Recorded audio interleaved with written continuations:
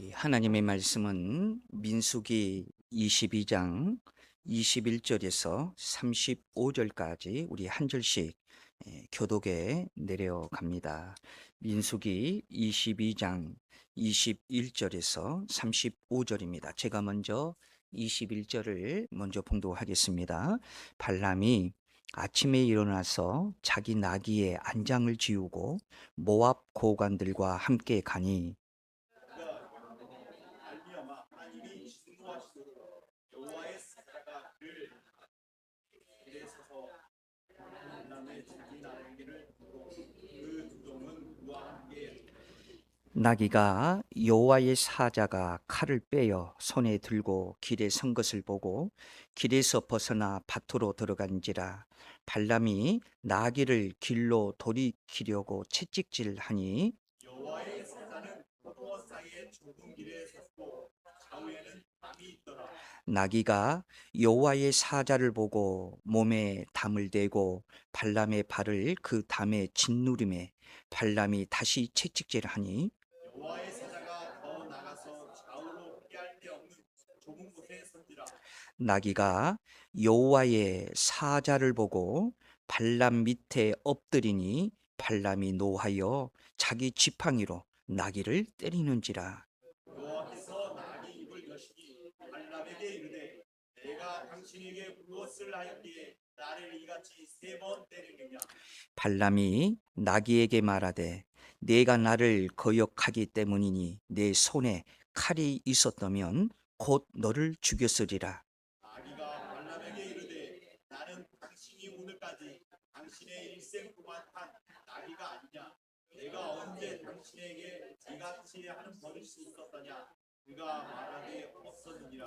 그때에 여호와께서 발람의 눈을 밝히심에 여호와의 사자가 손에 칼을 빼들고 길에 선 것을 보고 그가 길에 선 것을 그가 보고 머리를 숙이고 엎드리니 여호와의 사자가 그에게 이르되 너는 어찌하여 내 나귀를 이같이 세 번 때렸냐. 보라 내 앞에서 내 길이 사약함으로 내가 너를 막으려고 나왔더니 나귀가 나를 보고 이같이 세 번을 돌이켜 내 앞에서 피하였느니라.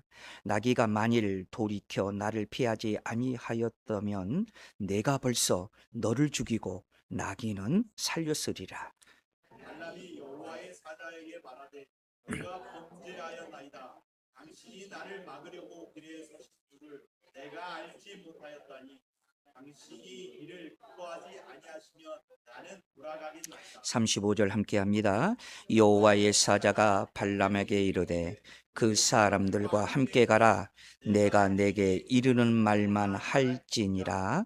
발람이 발락의 고관들과 함께 가니라. 아멘. 우리 찬양대에 찬양 있겠습니다. 아멘. 우리 하나님께 영광의 박수 올려드립니다. 자, 우리 이 시간에도 반갑게 인사할까요? 하나님은 우리를 사랑하십니다. 인사하겠습니다. 네, 유튜브로 예배하는 우리 성도님들도 인사합니다. 하나님은 우리를 사랑하십니다. 자, 오늘 말씀의 제목은 나귀는 보았는데 왜 발람은 보지 못했을까라는 제목을 가지고 함께 은혜를 나누고자 합니다. 오늘 우리가 읽은 민수기 22장은 성경 가운데 매우 특별한 내용을 다루고 있습니다.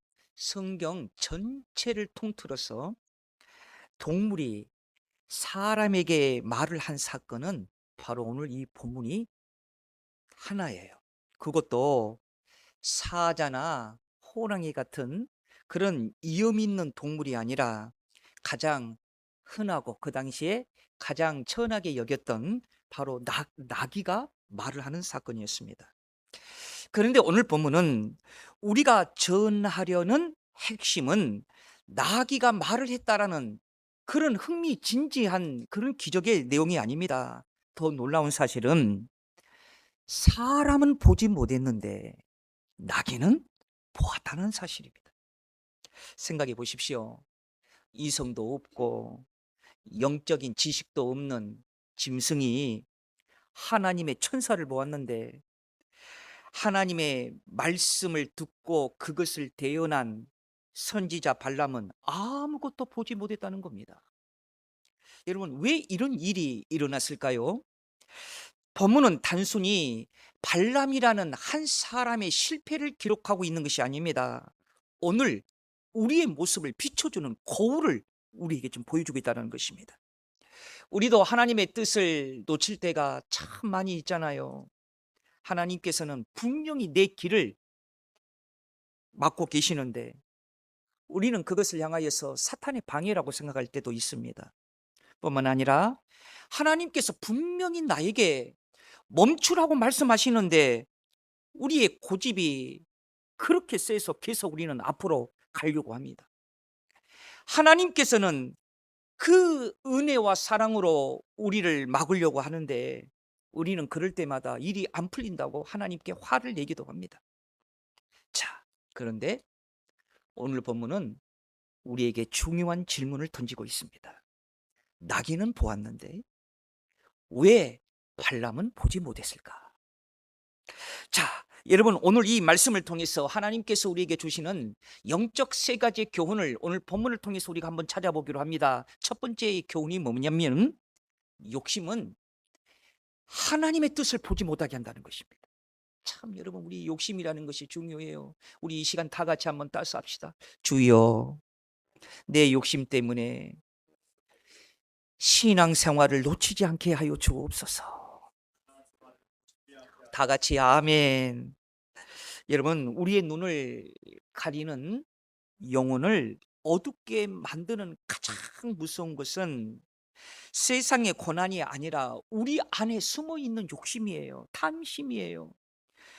그런데 이것이 하나님의 선하신 뜻을 바라보지 못하게 하는 영적인 안개와 같다는 것입니다. 자, 오늘 성경을 한번 주목해 보십시오. 21절과 오늘 성경 22절을 보면 발람은 아침 일찍 일어나서 나귀의 안장을 지우고 모압의 고관들과 함께 길을 떠납니다. 겉으로 보면 그 모습을 보면 아무 문제 없이 보여요. 하나님의 말씀을 따라 순종하는 그 발람의 그 순종의 발걸음으로 보여지는 거예요. 그런데 오늘 본문 22절을 놓치지 마세요. 우리의 가슴을 철렁하게 만드는 한 구절이 기록이 되어 있습니다. 여러분, 22절 함께 합니다. 시작. 그가 감으로 말미암아 큰 소리로 하나님이 진노하심으로. 예, 이 말씀 보세요. 여러분, 이 말씀은 너무나도 중요한 말씀이에요. 분명 하나님께서는 발람이 가는 것을 허락했습니다. 그런데 동시에 하나님은 진노하셨습니다. 여러분, 이 부분을 우리가 놓쳐서는 안 돼요. 왜? 하나님의 허락과 기뻐하심은 다르기 때문이다 라는 것입니다. 발람은 이미 하나님의 뜻을 정확하게 알고 있었습니다. 여러분, 민수기 22장 12절을 한번 들여다보십시오. 하나님은 단호하게 말씀하셨어요. 함께 볼까요? 하나님이 발람에게 이르시되 너는 그들과 함께 가지도 말고 그 백성을 저주하지도 말라. 그들은 복을 받은 자들이라. 하나님의 음성은 너무나도 정확했습니다. 하나님의 음성은 타협의 여지가 없습니다. 그런데 발람은 그 거룩한 하나님의 말씀을 가슴에 품지 않아요. 그러니까 모압 왕 발락이 더 큰 재물을 줄게, 높은 지위를 줄게, 이렇게 약속하니까 그 욕심 때문에 하나님께 되물어요. 왜 발람이 하나님께 되묻습니까? 하나님의 뜻을 몰라서 하나님께 되문 게 아닙니다. 이미 그는 하나님께 이미 말씀을 들었어요. 그런데 뭐 때문에 하나님께 되묻냐? 하나님의 뜻을 바꾸고 싶어요. 하나님, 이건 한 번만 좀 허락해 주시면 안 되겠습니까? 제가 좀 높은 지위도 얻고 명예를 얻으면 내가 하나님의 말씀에 대언을 받는 선지자인데 얼마나 더 능력 있는 일을 하겠습니까? 여러분, 오늘날 한국교회의 가장 오류가 뭐냐? 여러분 믿는 사람이 여러분 정치를 하고 더 높은 자리를 가면 하나님을 일을 하겠다라는 그런 하나님의 뜻을 거슬리는 일을 행동을 하는 사람들이 많아요. 그러나 하나님은 그걸 원치 않아요. 목사는 목사고 정치가는 정치가입니다. 하나님의 뜻은 분명합니다. 여러분 하나님은 함께 나누지 않아요. 하나님의 길은 정확해요. 타협의 의지가 없어요. 하나님의 사명은 하나님의 사명을 감당하는 자에게 그 일을 맡기시는 것이지 이것도 하고 저것도 하고 그 일을 하나님은 원치 않으십니다. 그런데 발람이 지금 하나님께 그걸 요구하는 거예요. 하나님, 내가 좀 힘 좀 얻으면 좀 뭐 명예도 있고 권력도 있으면 하나님의 선지자로서의 내가 더 큰 일을 하나님은 해보지 않겠습니까? 그런데 이 발람의 마음은 뭐가 들어있어요? 욕심 때문에 있어요. 세상의 성공, 세상의 명예, 세상의 권력, 이게 더 보이는 거예요. 성경은 이러한 발람의 모습을 결코 묵과하지 않습니다. 여러분 베드로후서 2장 15절 보세요. 발람을 향하여서 어떻게 평가합니까? 함께 합독합니다. 그들이 바른 길을 떠나 미혹되어 부올의 아들 발람의 길을 따르는도다. 그 다음에 뭐라고 그랬습니까? 그는 불의의 삭을 사랑하다가, 성경은 발람을 어떻게 평가해요? 불의의 삭을 사랑한 발람이라고 얘기를 합니다. 여러분 뿐만 아닙니다. 유다서 1장 11절 보십시오. 발람을 또 그가 걸어가는 길을 뭐라고 얘기합니까? 삭을 이하여 발람의 뭐라고 그랬습니까? 어그러진 길이라 이렇게 얘기하고 있습니다. 그러니까 발람의 문제는 분별력이나 지식의 부족이 아니에요. 그 마음속에, 그의 생각 속에 자리 잡고 있는 욕심이에요. 그러니까 욕심이 내 마음에 들어오면 하나님의 말씀보다 내 생각이 더 앞선다는 것입니다. 결국은 하나님께 나아가는 순종하기 위해서 기도하는 것이 아니라 내가 나의 욕심을 채우기 위해서 하나님의 뜻을 받아내기 위한 그런 기도로 바꿔진다는 거예요. 그래서 결국은 그렇게 살다 보면 하나님의 목소리가 들리지 않아요. 하나님의 뜻이 내 눈에 들어오지 않아요. 점점 교회 생활이 작아지고 점점 믿음의 생활이 작아지는 거예요. 그런데 하나님은 때론 인간의 완약함과 고집을 꺾지 아니하시고 그대로 내버려 두실 때가 있어요. 이것을 우리는 허용적 허락이라고 얘기를 해요. 그런데 여러분 기억하십시오. 하나님이 포기하듯 내어주신 허락은 축복이 아니라 나중에는 그것이 심판이 될 수도 있다는 사실입니다. 우리 부모님의 마음을 한번 생각해 보십시오. 자녀가 때를 써요.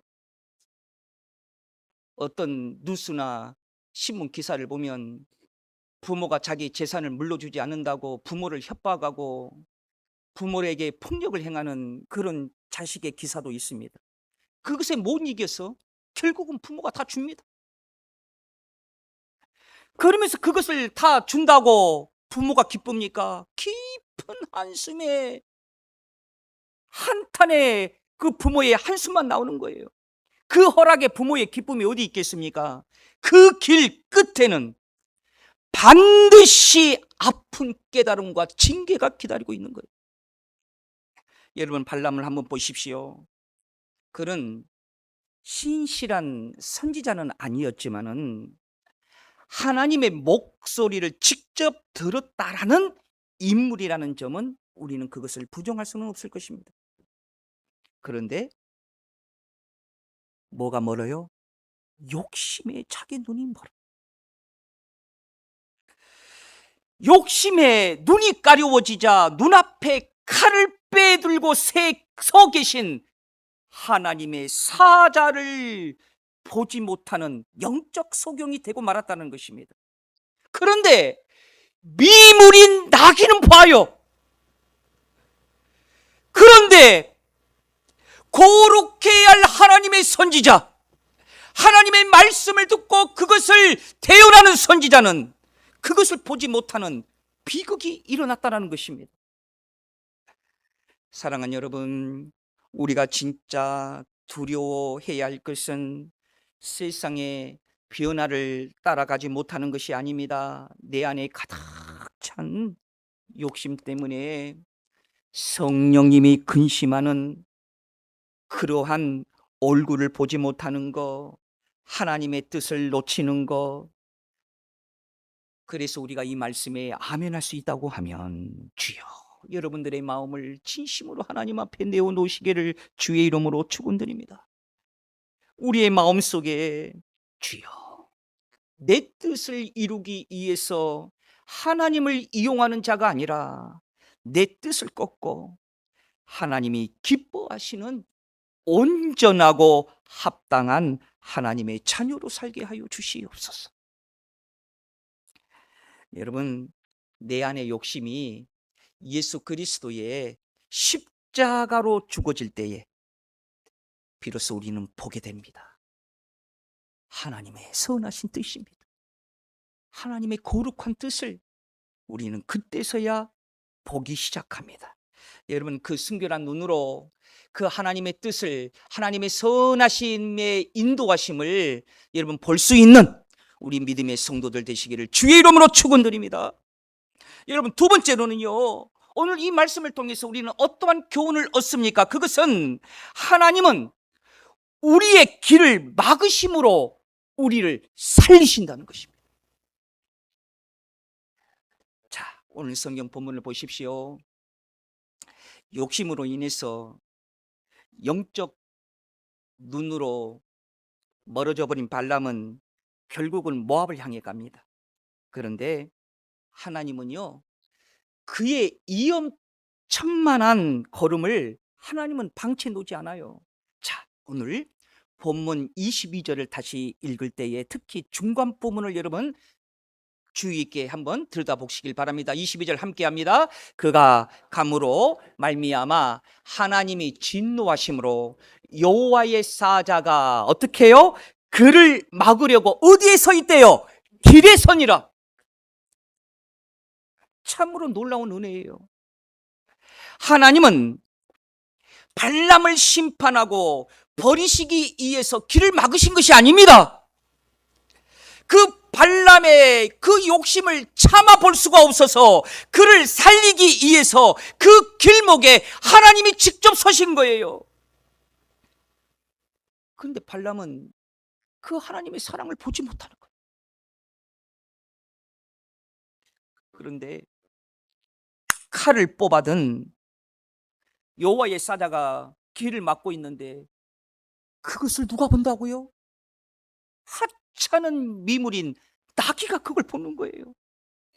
그러면서 나귀는 그 모습을 보고 자기 주인인 발람을 살리기 위해서 몸부림을 쳐요. 몸부림을 쳐.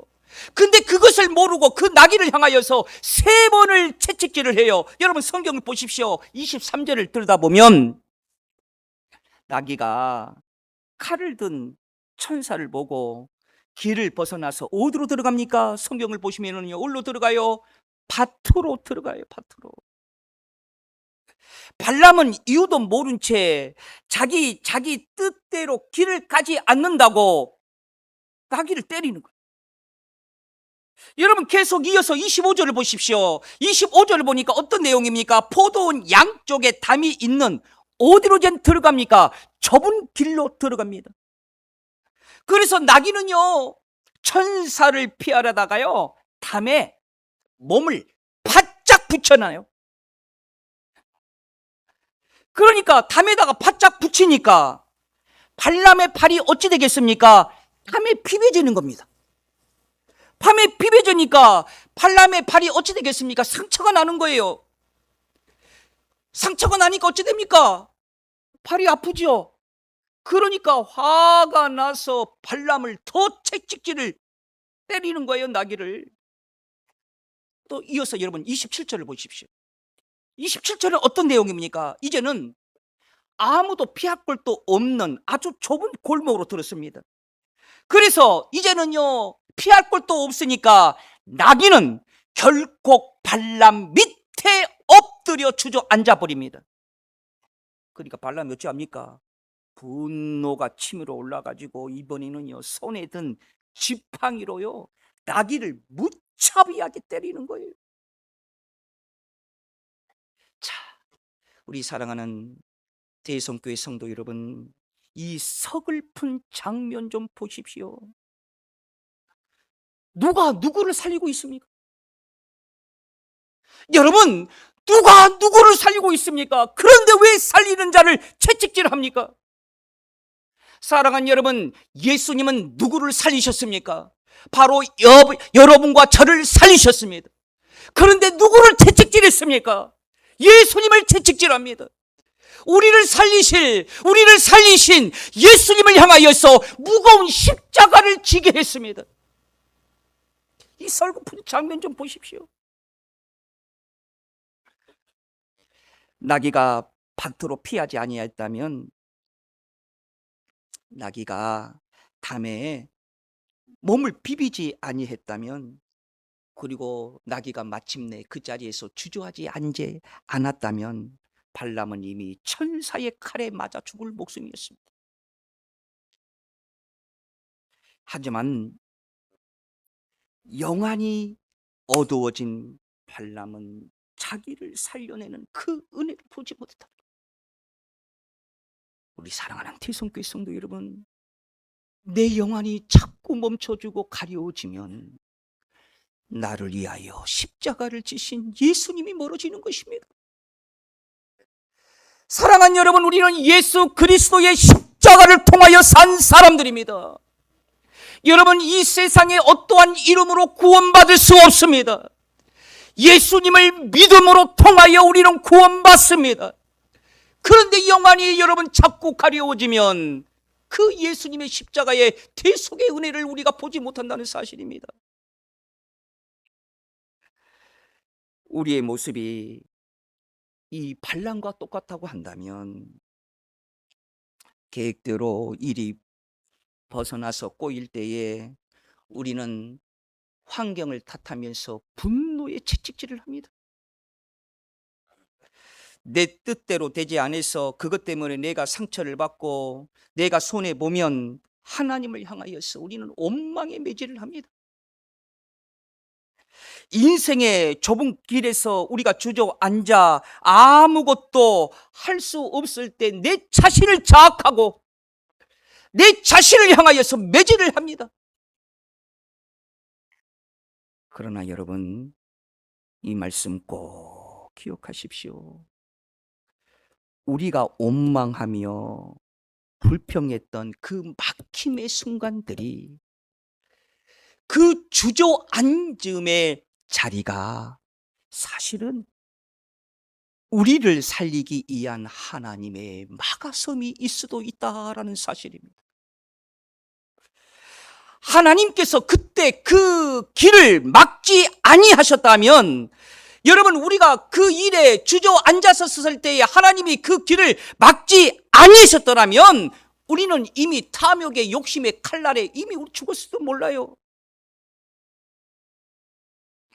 그래서 하나님은 나귀의 멈춤을 통해서 우리의 인생의 무너짐을 통해 우리의 헛된 발걸음을 강제라도 멈춰 세우시고 계시다는 것입니다. 3번이나 매를 맞으면서도 주인을 살리기 위해서 엎드렸던 나귀처럼 우리 예수님은 우리의 온갖 원망과 불평의 매를 맞으면서도 우리가 낭패의 길로 가지 않게 하여 심판의 길로 가지 않게 하여 예수님은 십자가를 지시며 우리의 길을 막고 계셨습니다. 사랑하는 성도 여러분, 우리가 이 말씀에 아멘 한다면 내가 주저앉은 자리가 하나님은 우리에게 내일을 보게 하십니다. 그리고 하나님은요, 영원한 유익을 우리에게 보게 하십니다. 그것이 바로 하나님 나라랍니다. 하나님은 오늘도 사랑하는 자녀들의 길을 막으시면서 생명의 길로 인도하시는 그 하나님을 붙잡으시기를 우리 주의 이름으로 축원드립니다. 자, 마지막 세 번째로는요, 하나님은요 우리의 눈을 열어서 어떻게 하십니까? 회개하게 하십니다. 자, 말 못하는 나귀가 입을 열어서 사람의 언어로 탄식해요. 자, 우리 성경 28절을 자, 우리 함께 합독하겠습니다. 시작. 여호와께서 나귀의 입을 여시니 발람에게 이르되 내가 당신에게 무엇을 하였기에 나를 이같이 3번을 때리느냐? 우리는 흔히 이 장면에서 와, 나귀가 말을 하네. 주일학교 설교하면 재밌을 것 같아요.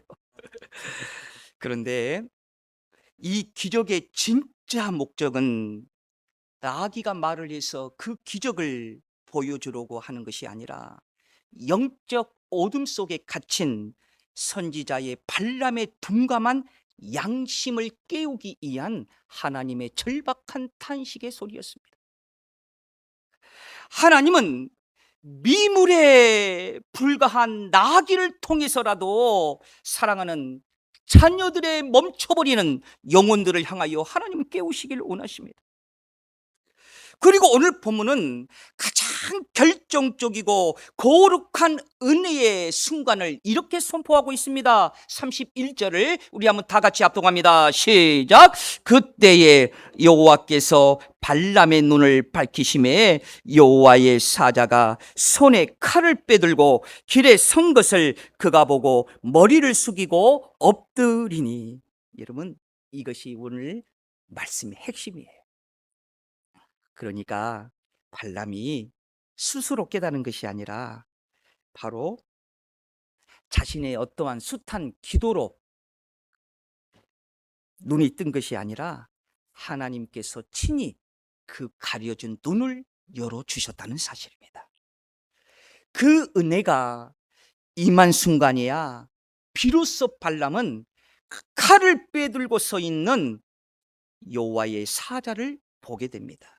그리고 그 자리에서 얼굴을 납작 엎드리고 이렇게 기도하는 거예요. 34절 서두를 한번 보십시오. 함께 합독합니다. 발람이 여호와의 사자에게 말하되 내가 범죄하였나이다. 비로소 남 탓, 무슨 탓, 권력 좀 얻고 싶고 명예도 좀 얻고 싶고 부도 얻고 싶은 발람이 하나님이 눈을 열어주니까 주여 내가 범죄하였나이다. 베드로도 눈이 열리니까 뭐라 합니까? 하나님, 주님, 내가 죄인이옵니다. 나를 떠나소서. 그래서 이것을 너무나도 잘 알고 있었던 바울 사도는 성도들을 향하여서 가슴을 치면서 이렇게 간절히 기도합니다. 여러분, 에베소서 1장 18절의 말씀을 주목하십시다. 함께 합독합니다. 시작. 너희 마음의 눈을 밝히사 그의 부르심의 소망이 무엇이며 성도 안에서 그 기업의 영광의 풍성함이 무엇이며. 자, 뭐라고 그랬어요? 너희 마음의 눈을 밝히사. 다 같이 아멘. 아멘 안 하니까 한 번 더 하랍니다. 너희 마음의 눈을 밝히사. 하나님은 우리를 포기하지 않습니다. 천사를 보내 길을 막기도 하시고 미물인 나귀를 통해서도 깨우치게 하시고 그리고 직접 하나님께서 우리의 눈을 열어주시기도 하십니다. 사랑하는 여러분, 나귀는 보았습니다. 그러나 발람은 보지 못했습니다. 주님께서 이 시간 우리의 모든 영안을 열어주시기를 주의 이름으로 축원드립니다. 볼 수 있는 믿음의 자, 깨달을 수 있는 하나님의 자녀의 자, 그걸로 여러분 믿음 붙들고 우리에게 있는 것은 오직 예수님밖에 없습니다. 우리의 인생의 삶의 행복은 믿음 붙들고 사는 것이 최고입니다. 여러분 이러한 믿음의 성도들 되시기를 우리 주의 이름으로 축원드립니다. 거룩하신 하나님 아버지, 오늘 주신 말씀을 통해서 주여 믿음의 눈이 열리기를 원합니다. 오직 하나님의 뜻을 분별하여 살아갈 수 있는 모든 우리 믿음의 성도들이 되게 하여 주옵소서. 거룩하신 예수님 이름으로 기도드리옵나이다. 아멘. 찬송가 214장 찬송드립니다.